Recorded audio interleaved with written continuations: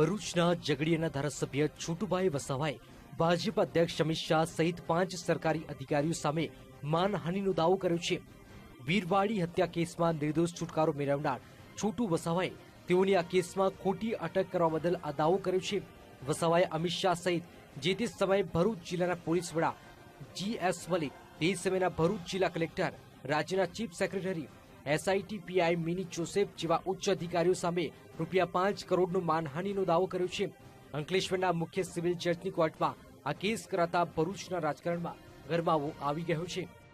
કોર્ટમાં દાવો કર્યો છે અમારી જાનહાનિ અને જે અમને નુકસાન થયું છે આબરૂનું, એટલા માટે અને અમારું અસ્તિત્વ જે મિટાવી દેવા માંગતા હતા સરકાર દ્વારા, એની સામે અમે દાવો કર્યો છે।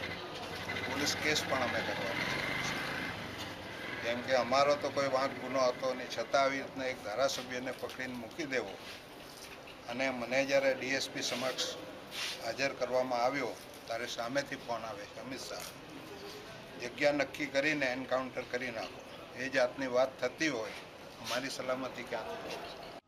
જનતા દળ યુનાઇટેડના પ્રદેશ પ્રમુખ અને ઝઘડિયાના ધારાસભ્ય છોટુભાઈ વસાવાના એડવોકેટ ધીરજભાઈ પરમારે સમગ્ર કાર્યવાહી અંગે માહિતી આપી છે। વકીલે ધારાસભ્ય છોટુભાઈ વસાવાની અટકાયત રાજકીય કિન્નાખોરી રાખી કરવામાં આવી હોવાનું જણાવ્યું હતું।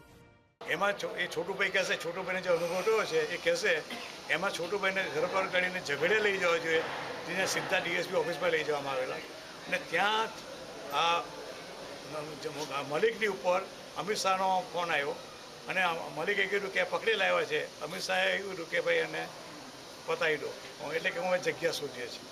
આ પ્રમાણેનો બનાવ બનેલો એટલે અમિત શાહને પણ આમાં પાર્ટી બનાવેલી છે।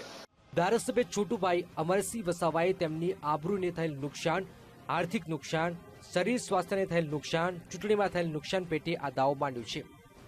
ભરૂચથી Bharat Chudasama, bureau report, VTV news.